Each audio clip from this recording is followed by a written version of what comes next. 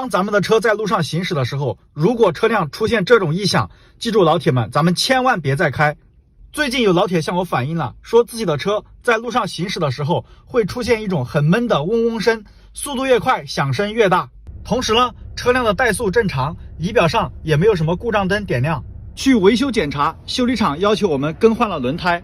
还更换了机油，加装了隔音棉，钱没有少花，问题呢还是没有解决。其实车辆出现嗡嗡的声音，如果车速越快，响声越大的话，记住老铁们，咱们千万不要乱修，以免白花冤枉钱。咱们只需要去汽配城花几十块钱，把这个轮心轴承给它更换掉，问题就可以彻底解决。我每天都会为大家分享一些实用的汽车知识，为了防止你需要的时候找不到我，请双击屏幕保存一下。